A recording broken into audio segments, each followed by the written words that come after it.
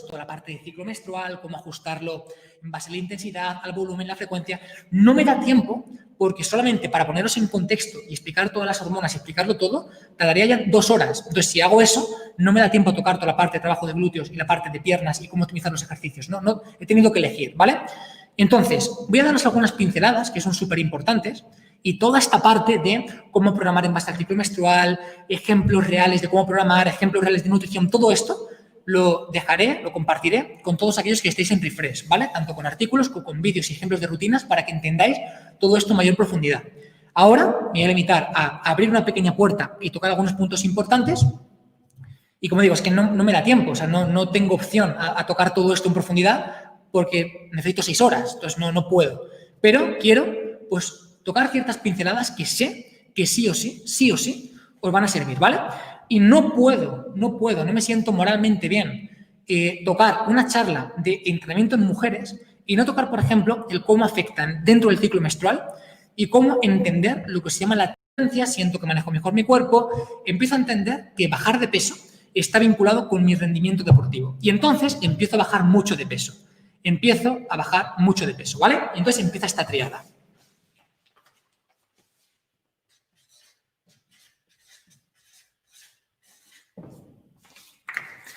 Empiezo a bajar de peso porque lo asocio a que tengo un mayor rendimiento.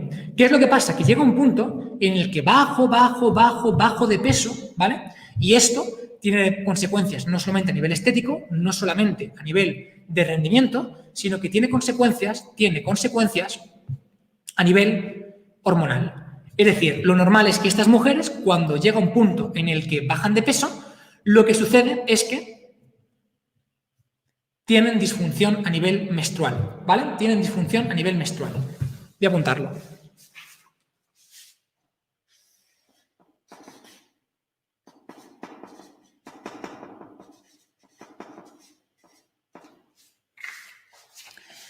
Disfunción menstrual, ¿ok? Entonces, ya hemos dicho que al final todo esto pues, está súper vinculado con los factores hormonales de la mujer. Hemos visto ya la importancia que tiene la menstruación con el metabolismo de los huesos, del calcio, la osteoporosis. Ostras, es que tiene un impacto directo. Es decir, que si pierdes la regla, es que a nivel hormonal estás trastocado. Y esto se debe, como digo, a 2 partes. Y es, 1, a bajadas muy bruscas de peso, porque tiendes a entender que vas a rendir más. Y 2, a niveles muy altos, volúmenes muy altos de entrenamiento. Ambas cosas mezcladas, que es lo que suele pasar, es lo que hace básicamente que pierdas la regla.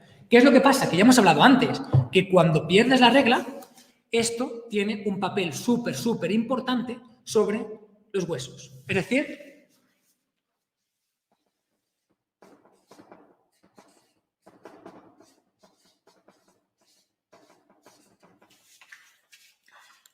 que estas mujeres que empezaron a perder peso corporal para rendir más en su deporte y para verse mejor, de repente empiezan, por ejemplo, a tener fracturas, a tener roturas de antebrazo, en diferentes huesos, etcétera, ¿vale?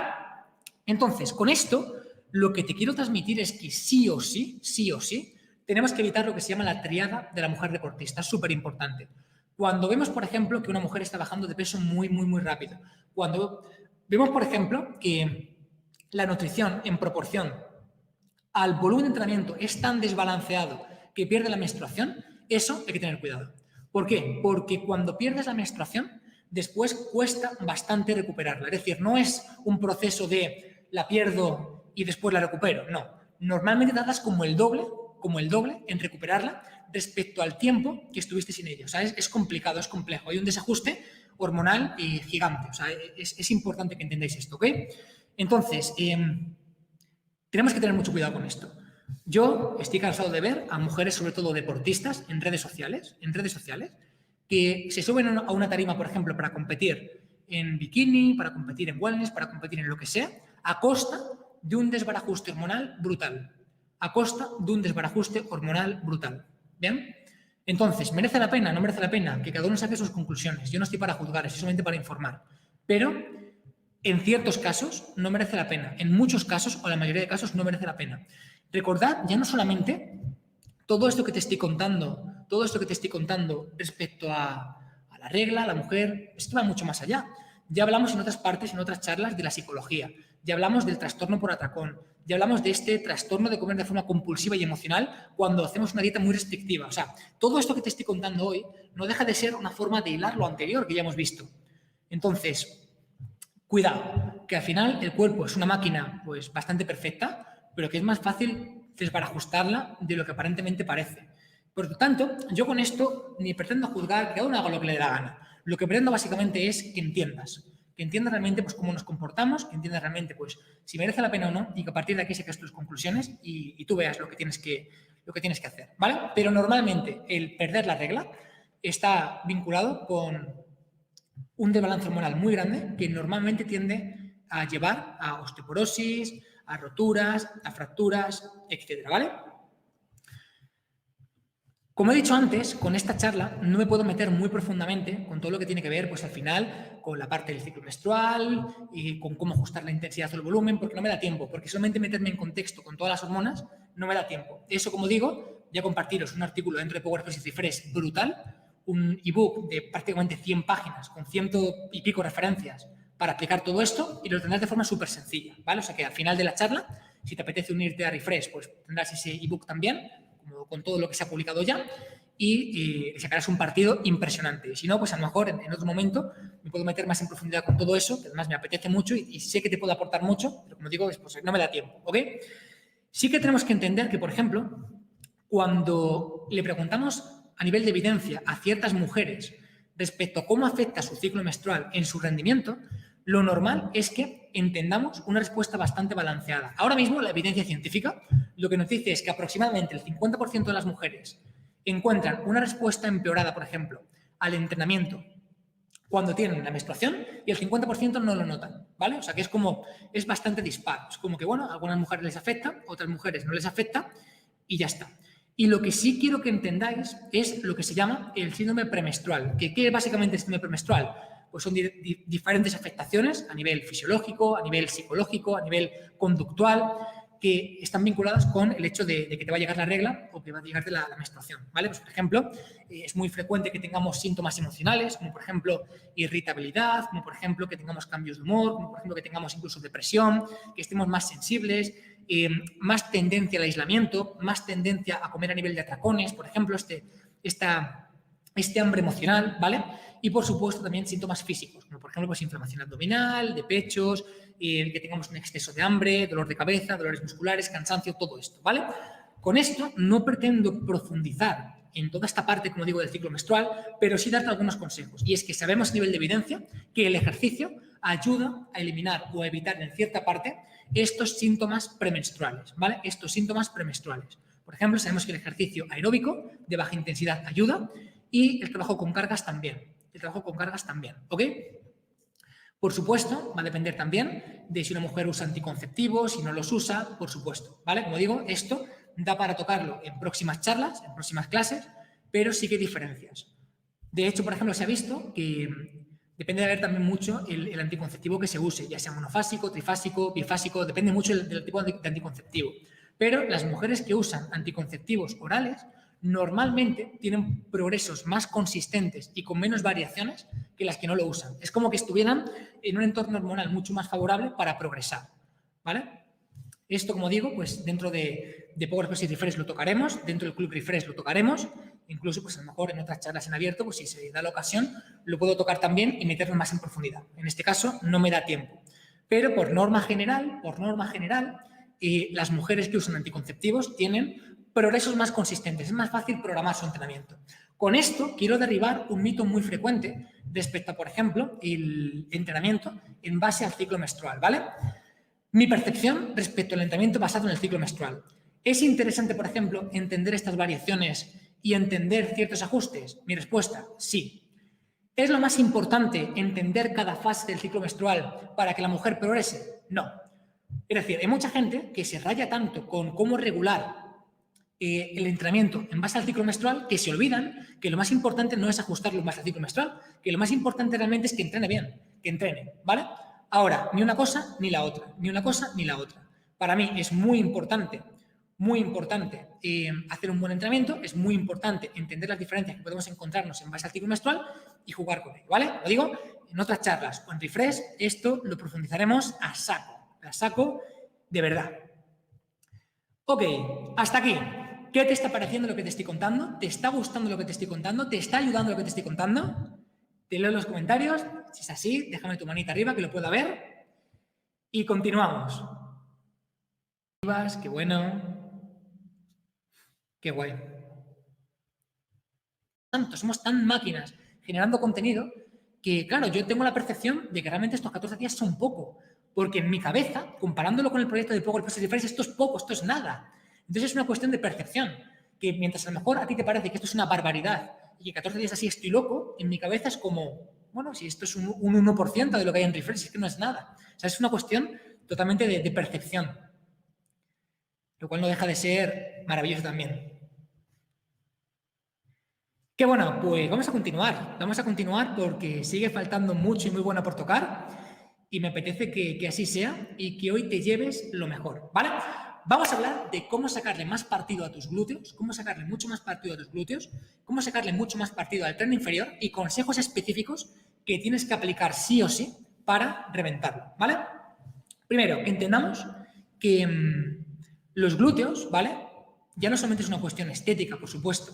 Al final ya sabemos que unos glúteos bien tonificados, unos glúteos fuertes, unos glúteos voluminosos, pues oye, suman puntos, ¿no? Eso creo que es evidente y tampoco vamos a meternos mucho en ello. Pero más allá de lo estético, los glúteos son un conjunto muscular que son fundamentales a nivel de rendimiento y a nivel de transmisión de fuerzas. ¿Por qué? Porque son la parte central que se van a encargar de transmitir las fuerzas desde el tren inferior al tren superior. Es decir, que más allá de lo estético, los glúteos pues, juegan un papel súper importante en la transmisión de fuerzas, en el rendimiento y en la estabilidad. De hecho, algo que no mucha gente conoce es que los glúteos también forman parte del core, ¿no? Estamos acostumbrados a pensar, por ejemplo, sí, el core, el abdomen, el oblicuo, el transverso, ya, pero es que los glúteos son también una parte súper importante de esta zona central, que precisamente se encargan de estabilizar, la posición, ¿vale? Y por supuesto que entendamos que muchísima gente cae, digamos, en la simplicidad de pensar que tú los glúteos los puedes trabajar, por ejemplo, pues con patadas de glúteo, con las típicas kickback de glúteo en inglés. Es mucho más complejo, va mucho más allá. Pues bueno, con esta pequeña parte quiero compartir contigo herramientas que de verdad te van a servir para sacarle mucho más partido. Primero, hacemos un pequeño recuerdo anatómico para que sepas de forma vaga de qué se componen los glúteos y que entendamos a partir de entonces cómo sacarle más partido a los glúteos, ¿vale? A modo de recuerdo anatómico, que entendamos que los glúteos no solamente es un músculo, no solamente es un glúteo, sino que están formados por tres músculos. Tres glúteos, o sea, tres músculos superpuestos, ¿vale? De más profundo a más superficial, que sería el glúteo menor, sería el glúteo medio y sería el glúteo mayor, ¿bien? Todo ello, tanto el glúteo menor como el glúteo medio como el glúteo mayor, tienen mucha importancia por ser un nexo de unión, entre la parte inferior del cuerpo y la parte superior del cuerpo, ¿vale? Que entendamos también que el glúteo mayor es un músculo que va a estar, digamos, compuesto por diferentes regiones musculares y al final, digamos que podríamos dividirlo, por así decirlo, como en dos grandes regiones, este glúteo mayor como en dos grandes regiones, digamos, la región superior y la región inferior. O sea que, aunque es un glúteo y es un músculo, digamos, uniforme, hay como dos regiones, como dos partes que podemos identificar e incluso potenciar o activar de una u otra forma con diferentes ejercicios focalizando más en una parte o en otra, la parte más superior y la parte más inferior, ¿vale? Que entendamos que la parte superior abarcaría como el 40% del total del glúteo y la región inferior como el 60% restante de este glúteo mayor, ¿vale? A partir de ahí, ¿qué funciones tenemos con cada músculo? Con cada glúteo mayor, glúteo medio y glúteo menor. Pues mira, lo primero, el glúteo menor se va a encargar de abducir la cadera, es decir, de separar la cadera, de separar la pierna del cuerpo. Va a ser rotador interno del fémur, es decir, se va a encargar de hacer este gesto con la pierna. Con otra parte, con las fibras más posteriores, se va a encargar de rotar externamente el fémur y va a ayudar a la extensión de cadera. Es decir, típico ejercicio que hacemos, por ejemplo, de peso muerto o de hip thrust, ¿vale? Gesto de extensión de cadera, pues se va a encargar también de esta parte, ¿vale? El glúteo medio, es decir, la parte más media de este conjunto de glúteos, se va a encargar principalmente de abducir la cadera, es decir, de separar la pierna del cuerpo, de elevar la cadera, de elevar la pierna. Las fibras anteriores de rotar internamente el fémur y las posteriores de rotar externamente el fémur, ¿vale? Y el glúteo mayor se va a encargar de extender la cadera, este gesto de peso muerto o este gesto de puente de glúteo, se va a encargar de extender el tronco sobre la cadera, es decir, de hacer la extensión del tronco sobre la cadera, de hacer retroversión pélvica, después veremos qué es, que es básicamente pues, ese gesto de meter la cadera hacia adentro. Va a ser también rotador externo del fémur, abductor de cadera, sobre todo en las fibras superiores, ¿vale? Y va a ayudar también en la abducción de cadera, es decir, en juntar una pierna respecto a la otra. Esto ni es importante ni no es importante. Simplemente quiero que tengas este pequeño repaso anatómico porque evidentemente vamos a hablar de ejercicios y los ejercicios, pues al final, pues tenemos que saber en qué van a incidir, ¿no? Pues cuando te diga, oye, pues vamos a incidir con este ejercicio en la abducción de cadera. Pues ya te he contado que el glúteo medio principalmente se encarga de la abducción de cadera, pues sabrás que ese ejercicio va para el glúteo medio. Ni más ni menos, es para esto, ¿vale? No hace falta que tengamos un gran conocimiento de la anatomía, no hace falta que sea, no importa. Simplemente, pues bueno, para hacer un pequeño recordatorio y ya está, ¿vale? Con esto, tenemos que entender que al final los ejercicios con los que vamos a potenciar los glúteos van a estar muy vinculados al estudio de su anatomía, ¿vale? Entonces, con todo esto que te he contado, ¿qué tipo de ejercicios son con lo que tenemos que trabajar? Por ejemplo, pues evidentemente, en primer lugar, con ejercicios de extensión de cadera. ¿Por qué? Porque hemos visto ya que estas tres partes del glúteo van a incidir muchísimo en la extensión de cadera, con ese gesto parecido al peso muerto, ¿vale? Además sabemos, por ejemplo, que si, por ejemplo, hacemos una extensión de cadera, ese gesto de puente de glúteo, y además añadimos una abducción, por ejemplo, pues cogemos una banda elástica y la ponemos en las rodillas que nos obliga a mantener las rodillas separadas, esto, por ejemplo, aumenta también la activación del glúteo. ¿Por qué? Pues como hemos dicho ya, porque no solamente se encarga de la extensión de cadera, sino que se encarga de más funciones. ¿Ok?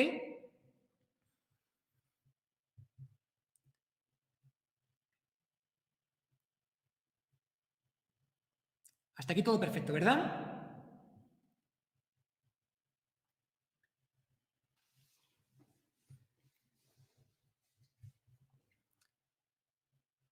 Genial, perfecto.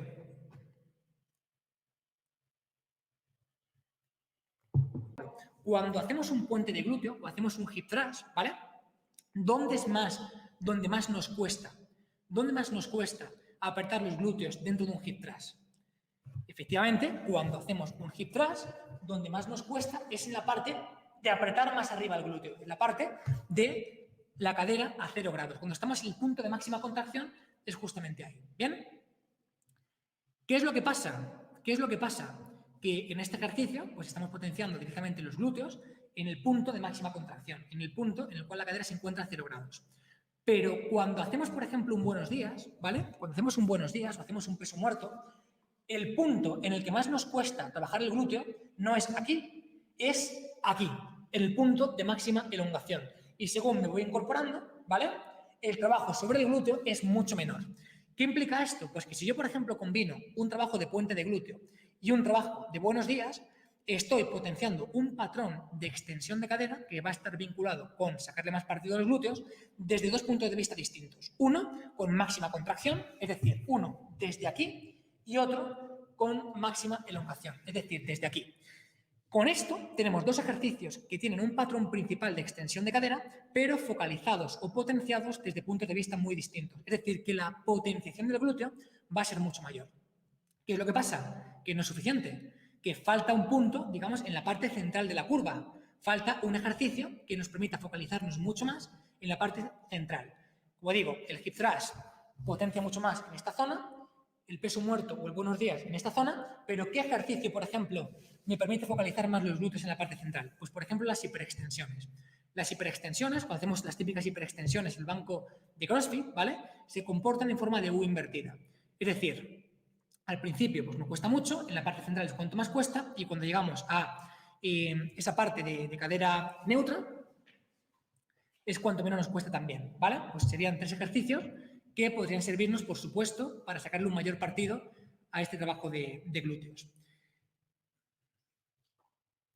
Con esto te digo, y como primera clave para que le saques más partido, que es muy importante y muy interesante combinar ejercicios. Por ejemplo, ejercicios en los cuales el pico de máxima contracción lo obtenemos a 0 grados, es decir, ese hip thrust donde nos cuesta muchísimo llegar a ese punto, combinándolos con, por ejemplo, ejercicios como la sentadilla, en los cuales el glúteo se activa al máximo con máxima elongación. Cuando tú, por ejemplo, haces una sentadilla, la máxima contracción del glúteo se da abajo del todo. Y cuanto más profunda, más activación del glúteo. Y en un hip thrust, pues cuanto más subes, cuanto más llegas a ese punto neutro de cadera, ¿vale? Es cuanto más partido le sacas a ese trabajo de glúteos. ¿Bien? Hemos comentado antes, aparte de esta combinación de ejercicios de potenciación en elongación con ejercicios de potenciación en contracción, que todo esto que te estoy contando respecto a ejercicios, ¿vale? Todo esto que te estoy contando respecto a ejercicios, toda esta parte tenía un punto en común, y era la abducción de cadera, abducción, es decir, separar la pierna del cuerpo. ¿Bien? ¿Qué es lo que pasa? Que cuando cogemos, por ejemplo, un ejercicio como la sentadilla o el hip thrust y además le metemos un trabajo de abducción, por ejemplo, una banda elástica entre las rodillas y tenemos que frenar que las rodillas se cierren, todo esto mejora la activación de los glúteos. Y mejora la activación no solamente del glúteo medio, que es el principal encargado de esta abducción, sino de todo el glúteo mayor, todo el glúteo menor, todo el glúteo en su conjunto, lo cual es muy, muy interesante, ¿vale? Digamos que cuando hablamos de abducción de cadera, tenemos que tener en cuenta dos cosas, y es, uno, ejercicios isométricos de abducción, ejercicios isométricos de abducción, es decir, por ejemplo, hacer una sentadilla y mantener las rodillas con una banda elástica. Eso va a hacer que potencies tu glúteo. Hacer un hip thrust, un puente de glúteo con una banda elástica en las rodillas, eso va a hacer que se active más tu glúteo. Esto sería una parte isométrica con un patrón principal de extensión de cadera. Pero también las abducciones de cadera se pueden trabajar de forma dinámica. Por ejemplo, haciendo pasos laterales, haciendo monster walks, que básicamente te pones una banda elástica en las rodillas o en el tobillo y lo que haces es andar de forma lateral, ¿vale? ¿Qué error principal, por ejemplo, cometemos cuando hacemos pasos laterales o cuando nos colocamos la goma en las piernas, en las rodillas o en los tobillos para hacer pasos laterales? Pues mira, tenemos que entender que el mejor ángulo para buscar la máxima contracción del glúteo no es colocarnos totalmente rectos. La gente normalmente se coloca tal que así, totalmente recto, ¿vale? Y es mucho más interesante colocarnos con una ligera flexión de cadera y con una ligera flexión de rodilla. ¿Por qué? Porque cuando hacemos pasos laterales, con una ligera flexión de cadera y una ligera flexión de rodilla, sacamos de la ecuación al tensor de la fascia lata y focalizamos el trabajo en el glúteo medio, en el glúteo mayor y en el glúteo menor. ¿Ok? Por supuesto, las rodillas en estos ejercicios tienen que estar siempre perfectamente alineadas, buscamos que no se metan para adentro, ¿bien? Y de esta forma le sacamos más partido. El grado de flexión de cadera que tenemos que buscar es aproximadamente de unos 80 grados, ¿vale? De hecho, hay un trabajo muy interesante de Fujisawa y colaboradores en 2014 en el que justamente analizan esto. Es decir, básicamente pues cogen diferentes posiciones de cadera para hacer monster walks y determinan que a posición de 80 grados, es decir, un poquito antes de ponerte a 90 grados, es cuanto más trabajo y potencial le sacas al glúteo medio, ¿ok?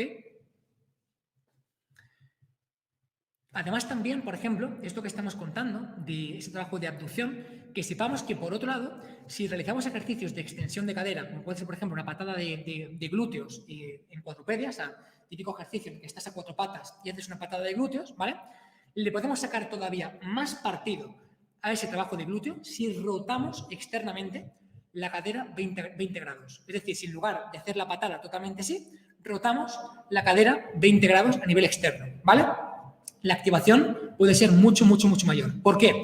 Pues porque básicamente cuando rotas la cadera 20 grados y haces la patada no aquí, sino un poquito más hacia afuera, lo que haces es que los isquios y el cuadrado lumbar se activen menos. Es decir, que tienes menos trabajo a nivel lumbar y menos trabajo a nivel de isquios, ¿vale? Entonces, como digo, básicamente consistiría en hacer la patada no desde aquí, no hacia acá, sino básicamente rotando un poquito hacia afuera.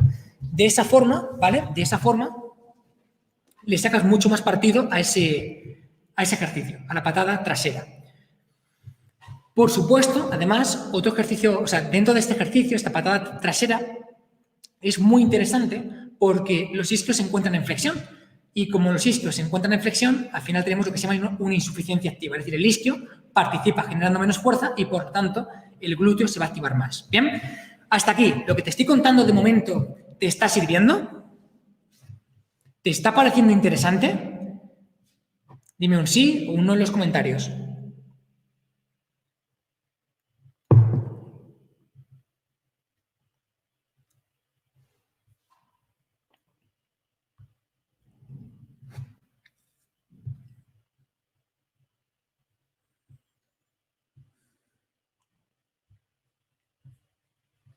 Genial, perfecto.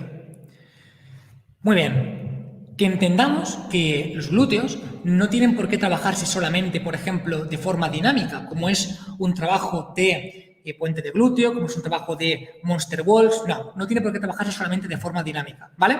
De hecho, también es interesante, por ejemplo, trabajarlo de forma isométrica, como por ejemplo, pues manteniendo una abducción con ambas rodillas en isométrico con una banda elástica, ¿vale? O incluso, por ejemplo, poniéndonos una pierna y pasándonos una kettlebell por debajo. Levantamos una rodilla y pasamos una kettlebell por debajo y esto lo que hace es que nuestro glúteo se tenga que estabilizar, ¿vale? Otro ejercicio muy interesante es básicamente buscar contracciones voluntarias máximas. Esto, por ejemplo, yo lo hago mucho cuando tengo que entrenar a una persona y esta persona no tiene una buena propiocepción sobre el glúteo. Es decir, por ejemplo, muchas veces no es una cuestión solamente de que yo te diga haz el hip thrust o haz el puente de glúteo. O sea, es que muchas veces va mucho más allá. ¿Por qué? Pues porque básicamente si yo te digo que hagas un puente de glúteo o que hagas un hip thrust, pero tú no tienes una buena conexión neuronal con esta parte de tu cuerpo en concreto, no vas a exprimirlo. Entonces, primero van las conexiones neuronales y después van los ejercicios. Te pongo un ejemplo concreto, una metáfora de qué es al final una conexión neuronal. Para mí, una conexión neuronal es al final generar una vía rápida, como un acceso directo, para que tu cerebro sepa, por ejemplo, trabajar un área concreta. La metáfora perfecta sería, tú imagínate, que estás en una selva. Estás en una selva y estás justamente en la entrada de una selva. Es tan densa, hay tantos árboles, es tan verde que directamente no puedes ver ni un metro delante. Está totalmente cerrada, ¿bien? Pero tú sabes que justamente al final de esa selva hay un castillo que está lleno de oro, ¿vale? El castillo sería la activación de los glúteos, ¿bien? Tú al principio estás separado de la selva y no puedes ver nada dentro de la selva. Es tan frondosa, hay tantos árboles, es imposible. Entonces, como tú quieres llegar a ese castillo que está lleno de oro, como tú quieres llegar a esa activación de los glúteos, coges tu super machete, coges tu super katana y te pones, pega, pa, pa, pa, pa, pa. Te pones a talar los árboles para poco a poco hacer camino. ¿Bien? Llega un día en el que has talado los árboles hasta la mitad, pero tampoco lo has talado muy bien. O sea, están ahí todavía un poco por el medio, te ha costado y todavía no has llegado hasta ese castillo de oro. Llega otro día en el que sigues ahí con tu katana, pa, pa, pa, pa, y acabas de trazar el primer camino, la primera llegada, la primera conexión desde fuera de la selva hasta el castillo de oro. ¿Bien? Acabas de trazar el primer camino que te lleva hacia allá. Pero ¿qué es lo que pasa? Que cuando vuelves a irte de la selva y vuelves al castillo, te sigue costando muchísimo llegar. Porque, bueno, sí, has trazado este camino, pero todavía tienes muchas cosas que te molestan por el medio. Todavía tienes un montón de árboles, tardas mucho en llegar. ¿Qué es lo que pasa? Que según vas llegando al castillo, según avanzas al castillo, cada vez el camino queda más limpio. Cada vez todas estas hojas, todo esto que te molesta, todos estos árboles, lo vas apartando. El camino se va alineando. El camino cada vez es más y más y más limpio. Llega un punto en el que hay una conexión tan directa entre fuera de la selva y el castillo que acabas de generar una conexión, una carretera donde puedas correr, donde ya no te cuesta llegar, es súper sencillo. Y eso, esta metáfora, es lo que es para mí una conexión neuronal. Es, por ejemplo, lo que es para mí conectar un grupo muscular. La primera vez que busques conectar un grupo muscular, que busques activar un grupo muscular, te lo vas a ver venir, vas a necesitar Dios y ayuda, no puedes, porque tienes toda una selva de árboles que talar para poder hacerlo. Pero una vez logras la primera conexión y dices, que esto me está gustando, empezar a hacer ese camino y empezar a apartar árboles, empezar a apartar ramas se hace mucho más sencillo. Entonces, es por eso que por lo primero que hace falta no es plantearte qué ejercicios tienes que hacer. Lo primero que hace falta es plantearte cómo logro que el camino se trace mucho más rápido. ¿Cómo lo hacemos? Pues, por ejemplo, un ejercicio súper sencillo, súper interesante, es el trabajo isométrico. Son las contracciones voluntarias. Cuando yo estoy con una persona y yo veo que esta persona no logra contraer su glúteo, ¿qué puto sentido tiene que le haga hacer una sentadilla o que le haga hacer un hip thrust? ¿Alguien me lo explica? No tiene sentido, porque no hay un camino trazado para llegar a ese castillo de oro. No lo puede hacer. Entonces, ¿cuál es mi objetivo? Mi objetivo es primero trazar ese camino. ¿Cómo lo hago? Con cosas muy sencillas. Por ejemplo, enseñándole a contraer los glúteos, a hacer ese squeeze. Es decir, a apretar básicamente. Te enseño a apretar, como si tuvieras un tapón en el culo. Aprieta como si no hubiera mañana. Y hacemos 100, 500, 1000 contracciones hasta que te sea fácil contraerlo. ¿Por qué? Porque una vez te es fácil por primera vez contraerlo, acabas de trazar el primer camino hacia el castillo de oro. Y por lo tanto, una vez el castillo se ha trazado, es cuando podemos incidir con los ejercicios. ¿Qué son los ejercicios? El tractor. ¿Qué son los ejercicios? El coche para ir más rápido entre fuera de la selva y el castillo. Pero ¿me puedes explicar qué sentido tiene coger un coche y meterte en la selva si no puedes atravesarlo? No puedes, porque no hay un camino. Entonces, el camino es la conexión neuronal y el coche es la forma rápida de llegar a ese castillo. ¿Qué te parece esta metáfora? Me la inventas sobre la marcha, pero creo que ha quedado bastante gráfica. ¿Qué te ha parecido?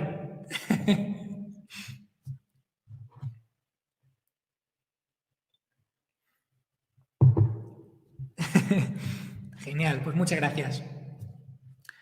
Ok, otro aspecto súper importante que tenemos que tener claro para potenciar los glúteos es entender la insuficiencia activa. ¿Qué significa la insuficiencia activa? Significa que si tú le das a los isquios un motivo para que se activen, serán los isquios los que hagan el trabajo en lugar de tus glúteos, porque son los que están acostumbrados a hacer el trabajo, tus glúteos no están acostumbrados, ¿vale? Entonces, ¿de qué forma sencilla podemos sacar a los glúteos de la ecuación? ¿De qué forma sencilla podemos hacer que no sean los isquios los que participen en este camino? Pues muy sencillo, quitándoles fuerza. ¿Cómo les quitamos fuerza? Flexionándolos.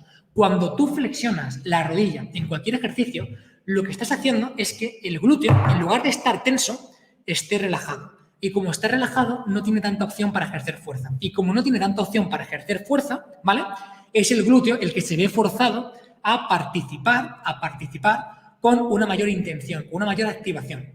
Es decir, que simplemente el hecho de que tú flexiones la rodilla para hacer cualquier ejercicio ya elimina de la ecuación en parte a los isquios y por lo tanto le da más trabajo a los glúteos. Esto es lo que se llama la insuficiencia activa. ¿Qué te quiero decir con esto? Que cuando combinas, por ejemplo, un ejercicio puro de extensión de cadera, como puede ser un puente de glúteo, y además flexionas la rodilla, el trabajo del glúteo es mucho mayor. Si además ya hay un puente cruzado, ya hay un puente que vincule la selva con el castillo, entonces el potencial para trabajar los glúteos es mucho mayor, ¿vale? Cómo me alegro de que os gusten mis metáforas, joder. La verdad que no apostaba nada por ellas cuando he empezado a dibujarlas en mi cabeza. Digo, no sé yo si les va a cuadrar, pero bueno, he confiado en mi capacidad para contar historias. Qué bueno. Me alegro mucho. Vale, otro aspecto súper importante que va a estar muy vinculado con que le saques más partido a tus glúteos va a ser la posición de la pelvis. Básicamente, las posiciones de la pelvis son dos, ¿vale? Esto sería, verás que me mato, esto sería una anteversión, es decir, tener el culo de pato, el culo de pato.com, es decir, glúteo hacia atrás. Y esto sería una retroversión, anteversión, retroversión, anteversión, retroversión. Y ahora, dejando a un lado los movimientos lascivos, que sé que os gustan, pero no es el momento, voy a explicaros por qué es importante cada parte, ¿vale? Tenemos que entender que cuando hacemos un ejercicio de glúteo, cuando hacemos la retroversión, es decir, cuando hacemos ese meter la cadera hacia adentro, meter la cadera hacia adentro, ¿vale? Lo que hacemos es que el glúteo se activa más. Y al contrario, cuando llevamos la pelvis hacia atrás, cuando hacemos el culo de pato, el glúteo se activa menos, ¿vale? ¿Qué te quiero decir con esto? Lo que te quiero decir con esto es que cuando hacemos un trabajo de hip thrust, por ejemplo, cuando hacemos un trabajo de puente de glúteo, buscamos que en la parte final de este gesto no estemos en plan culo de pato. Es decir, no estemos aquí en la parte final, con la barra aquí, sino que busquemos una contracción máxima, busquemos esa retroversión pélvica. Y esto es importante porque veo a tanta gente que pone mucho peso en el hip thrust que cuando llega al final no puede hacer la retroversión pélvica. No puede hacer la retroversión pélvica, se queda con la cadera hacia atrás y eso hace que el glúteo se active menos. Es más importante meter menos peso, pero buscar la máxima contracción al final del todo, ¿vale? Que meter más peso y quedarte por detrás y quedarte con la cadera hacia atrás. Entonces, esta es la diferencia principal entre un trabajo de retroversión pélvica y de anteversión pélvica, ¿vale? Otro aspecto súper importante que quiero que entiendas respecto a los ejercicios para potenciar los glúteos. Cuando analizamos la evidencia científica de qué ejercicios tienen más potencial para trabajar los glúteos, digamos que nos encontramos a nivel de estudios como con tres variantes muy concretas, Y es, uno, ejercicios que tienen un patrón muy claro de empuje vertical, es decir, un empuje vertical, empujas hacia arriba, por ejemplo, pues una sentadilla o incluso una zancada con dominancia de rodillas, son patrones muy verticales. Y ejercicios que tienen un potencial mucho más grande de empuje horizontal, ¿vale? El ejemplo claro, para que te hagas una idea. Si tú, por ejemplo, haces un trabajo de salto vertical, ¿vale? Eso es un empuje vertical. Si tú haces, por ejemplo, un trabajo de salto horizontal, eso es un empuje horizontal. El trabajo es totalmente distinto. Aunque sea un gesto aparentemente parecido, la musculatura implicada no tiene nada que ver. Cuando yo hago un salto vertical, ¿vale? Principalmente los músculos que se activan, los músculos que participan son los cuádriceps. Cuando yo hago un trabajo de salto horizontal, principalmente son los extensores de cadera. Los extensores de cadera lo que se encargan de hacer este gesto, es decir, glúteo e isquio. ¿Qué significa esto? Significa que cuando comparamos a nivel científico ejercicios de empuje vertical, como es la sentadilla, o incluso más mixtos, como es el peso muerto, y empujes más horizontales, como es un peso muerto, como es un puente de glúteo o un hip thrust, ¿vale? Los glúteos se activan como tres veces más cuando hacemos un trabajo de empujes horizontales. Por eso, ejercicios como, por ejemplo, el puente de glúteo, el hip thrust, con tanta dominancia de cadera, con un empuje tan horizontal de atrás adelante con retroversión pélvica y además con rodilla flexionada, son ejercicios tan potentes para potenciar los glúteos, ¿vale? Entonces, buscar siempre, punto número 1, ejercicios con un patrón claro de extensión de cadera, como el hip thrust. Ejercicios que tengan además una dominancia o que tengan una flexión de rodilla para sacar de la ecuación a los isquios, que permitan una buena retroversión pélvica porque potencia más los glúteos, y combinarlos con punto de máxima contracción en la parte superior, como el puente de glúteo, y combinarlo con punto de máxima elongación, como puede ser, por ejemplo, la sentadilla, ¿vale? Entonces, un ejemplo real, porque estás diciendo, madre mía, a este tío se le ha ido la pinza y me está contando aquí la de Dios, no me entero. Te pongo un ejemplo súper claro, ¿vale? Por ejemplo, mezclar la sentadilla, el peso muerto y el hip thrust y, por ejemplo, el trabajo de abducciones, de hacer pasos laterales, es una combinación buenísima. ¿Por qué? Porque la sentadilla te permite potenciar el glúteo al máximo en elongación, abajo del todo. El peso muerto es una combinación, es un patrón anteroposterior, es decir, es un patrón horizontal, medio vertical, es como una especie de mezcla, con la rodilla ligeramente flexionada, es decir, muy interesante también. Un hip thrust es lo contrario, es decir, un hip thrust es básicamente empujar con la máxima contracción en contracción, y las abducciones potencian lo anterior. Es decir, sentadilla, peso muerto, hip thrust y abducciones es un trabajo espectacular. Por supuesto, hace falta siempre que se trace el camino entre fuera de la selva y el castillo de oro. ¿Qué consejo te doy para trazar este camino? Pues te lo he dicho ya, conexiones neuronales. Uno, contracciones voluntarias isométricas, y otro, ejercicios, por ejemplo, que sean de muy fácil realización y que permitan disociar este glúteo. Por ejemplo, un ejercicio que a mí me gusta mucho son las patadas traseras. Cuando hacemos una patada trasera desde aquí, ¿vale? Con ligera rotación externa, es un trabajo muy interesante para aprender a activar el glúteo, porque el isquio prácticamente no se activa, el cuadrado lumbar prácticamente no se activa y eso nos hace aprender a activar el glúteo. ¿Ok? Hasta aquí, ¿qué tal? ¿Todo bien? ¿Te está pareciendo interesante esto que te estoy contando?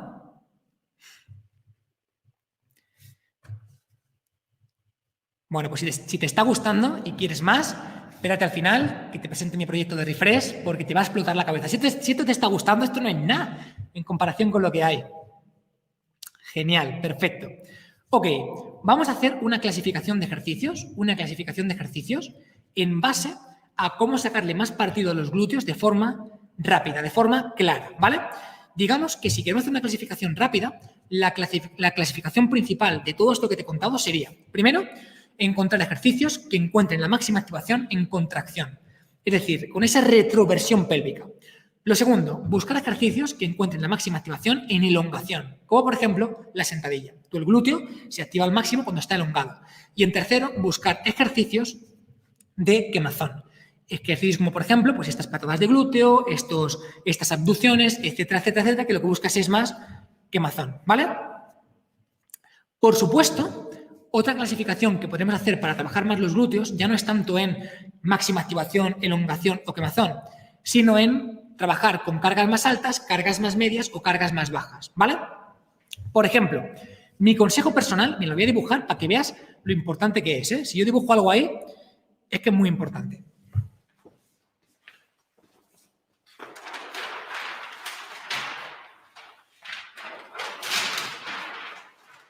Como digo, básicamente vamos a hacer una clasificación de cómo orientar los ejercicios en base a lo que busquemos, ¿ok? Primero, máxima activación, segundo, máxima elongación y tercero, quemazón. Y ahora vamos a ver con qué tipo de carga trabajar con cada uno de ellos. Repito, activación, elongación y quemazón. No encuentro ni los rotuladores, estoy extasiado.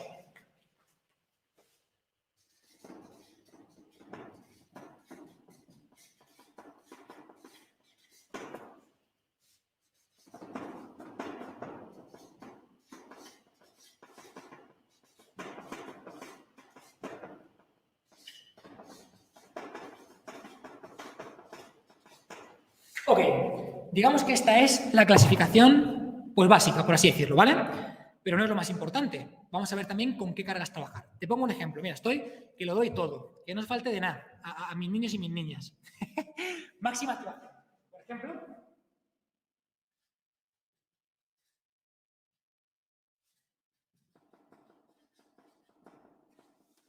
máxima elongación. Por ejemplo,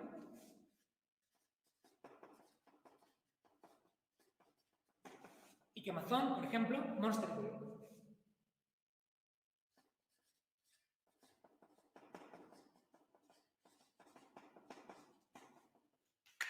Ok, ¿con qué cargas trabajar con cada uno de ellos? Bien, mira, en ejercicios en los cuales buscamos la máxima activación, tipo por ejemplo hip thrust o puente de glúteo, vamos a buscar principalmente trabajar con cargas más bien altas y repeticiones más bien medias o bajas, ¿vale? Voy a apuntarlo. Cargas más bien altas y repeticiones medias o bajas.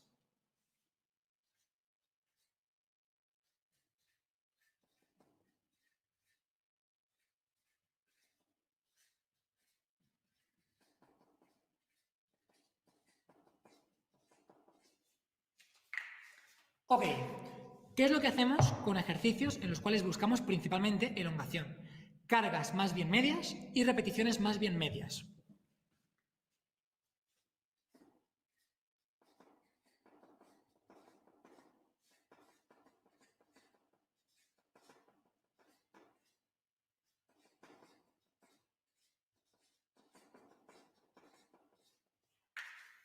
Y evidentemente, ¿qué es lo que buscamos con ejercicios en los que buscamos quemazón?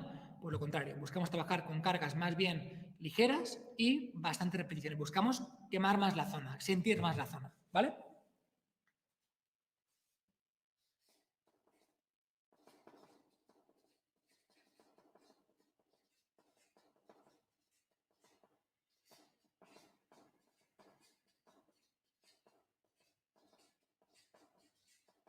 Ok.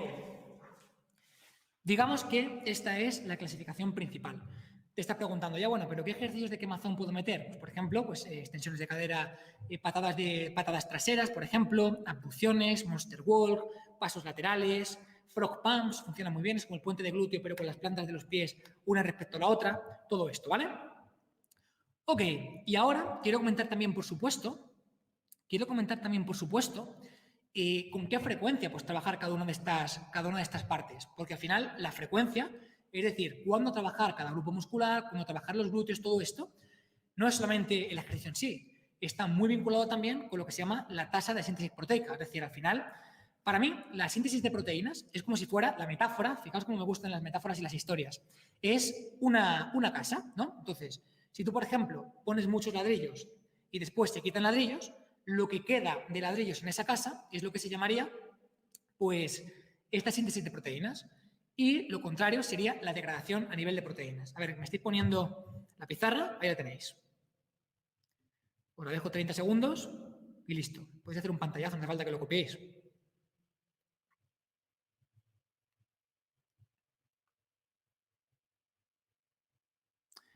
Bueno, lo que quiero comentaros al respecto de lo que te estoy diciendo Es que básicamente, pues como ya sabemos, la síntesis de proteínas musculares, va a estar muy vinculada pues, con la reconstrucción, es decir, con la recuperación, ¿vale? Y por supuesto con la adaptación muscular, por supuesto con tu progreso a nivel muscular. ¿Bien? Esto significa que, por ejemplo, esperar 5 o 6 días para trabajar tus glúteos, es decir, trabajas los glúteos hoy y te esperas 6 días para trabajar los glúteos, pues tampoco tiene mucho sentido. Si deseamos que crezcan lo máximo posible, habría que darle más frecuencia. ¿Para qué? Para mantener la tasa de síntesis proteica elevada más tiempo, ¿vale? Entonces, ¿de qué va a depender sobre todo de que trabajemos con más o menos frecuencia unos ejercicios u otros? Pues lo primero, del tipo de ejercicio. En función del tipo de ejercicio, la frecuencia va a ser mayor o va a ser menor. Y, por supuesto, también de qué experiencia tengamos con el trabajo de glúteos. Esta parte va a ser fundamental. ¿Por qué? Porque, básicamente, lo que tenemos que entender es que hay ciertos tipos de ejercicios, como por ejemplo los stretchers, los que he puesto aquí, que son de máxima elongación, como las sentadillas, ¿vale?, que van a estar muy vinculados con el daño muscular. Es decir, si tú haces un buen trabajo de sentadillas, te puedo garantizar que al día siguiente, hostia, pues a lo mejor no tienes muchas ganas de trabajar los glúteos. A lo mejor no te apetece demasiado, ¿vale? Entonces, la frecuencia principal, voy a haceros un esquema súper rápido, súper rápido, para clasificar esto que he puesto aquí, ¿vale? En la pizarra. Mira, lo primero, que entendamos que los ejercicios de máxima activación, ¿vale?, son ejercicios con los cuales se consigue una activación muscular muy alta. De hecho, voy a ponerlo en la pizarra de al lado. Estos, activación muscular muy alta.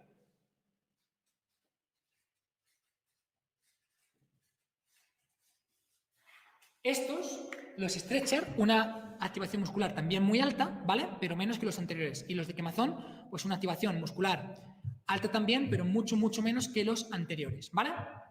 Entonces, activación muy alta, activación media y activación más baja, ¿ok?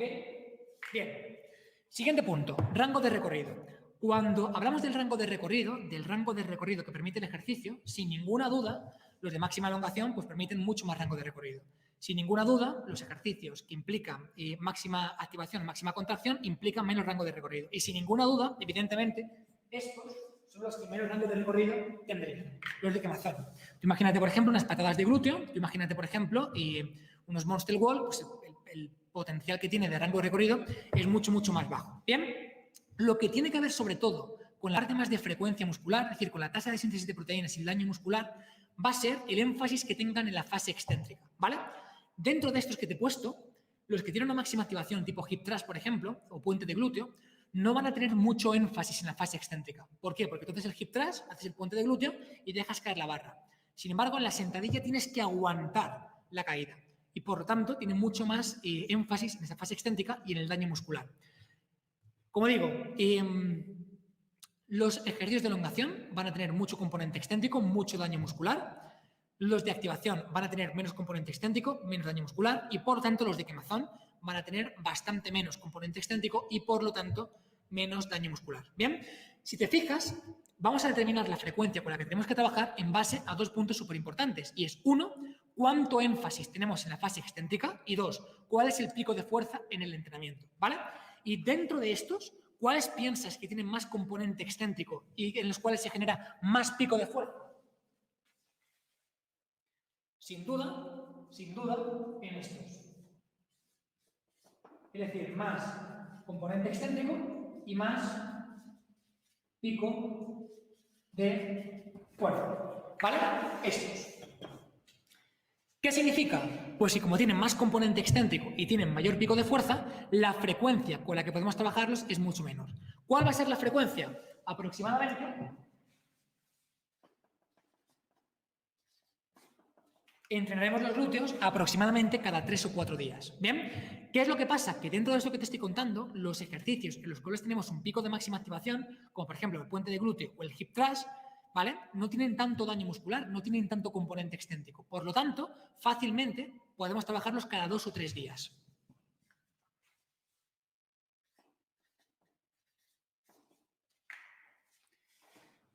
Y por supuesto que entendamos que al final los ejercicios de quemazón pues prácticamente los podemos tocar a diario.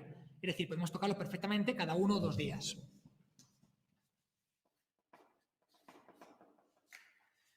Es más, mi consejo personal es que en los ejercicios de quemazón los tocamos prácticamente a diario. Se puede meter como calentamiento para mejorar la estabilidad, para mejorar tu glúteo medio, para darle mucha más caña, ¿vale? Hasta aquí. ¿Qué te está pareciendo? ¿Qué te está pareciendo todo esto que te estoy contando respecto al trabajo de glúteos, todo lo que te he contado respecto al entrenamiento en mujeres? ¿Qué te está pareciendo? Venga, te leo. ¿Te está gustando? ¿Te está siendo interesante? ¿Te ha servido?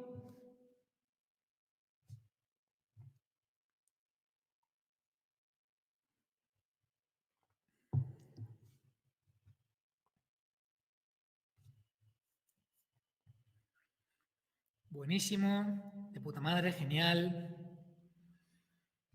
Muchas gracias. Muchas gracias, muy buena, muy bien, estupendo. Qué bien, qué bien, qué bien, qué bien. Genial, brutal. 4 hojas de papel.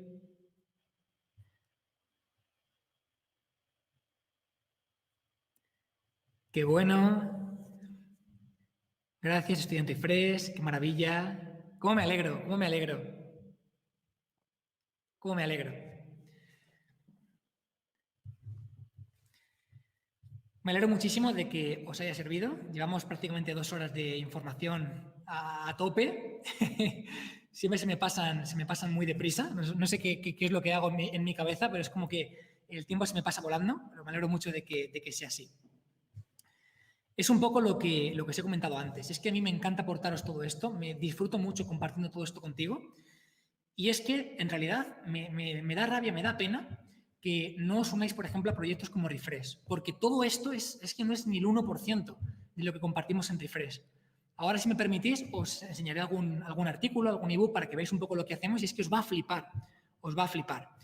De hecho, vamos a ver qué os parece si hacemos lo siguiente. ¿Qué os parece, si me permitís, que os cuente de forma súper resumida pues todo lo que es Refresh, que te dé la oportunidad de entrar, que te cuente las características, que te cuente un poquito qué te puede aportar con Refresh, porque avances todo, pues como he hecho con esta clase, dándote directamente lo mejor, resumido, aplicado, con historias, con metáforas, que lo entiendas, que no busco demostrarte cuánto sé, que lo que quiero es que lo apliques. Y de verdad que para mí sería muy, muy, muy goloso el decirte, no, mira, es que fíjate cuánto sé, si es que no es lo que busco, si es que no pongo diapositivas por eso, pues lo que quiero es aportarte desde el corazón. Busco ahorrarte mucho tiempo, busco ahorrarte mucho dinero, que de verdad te sirva para avanzar más deprisa, que de verdad te sirva para que si eres entrenador, te olvides ya de buscar tú la información, que apliques directamente toda esta información ya filtrada por nosotros. Que si no eres entrenador, si no eres psicólogo, si no eres nutricionista, que te ayude a conseguir tu objetivo, que te ayude a construir el físico que buscas, a ganar masa muscular, a perder grasa, a estar al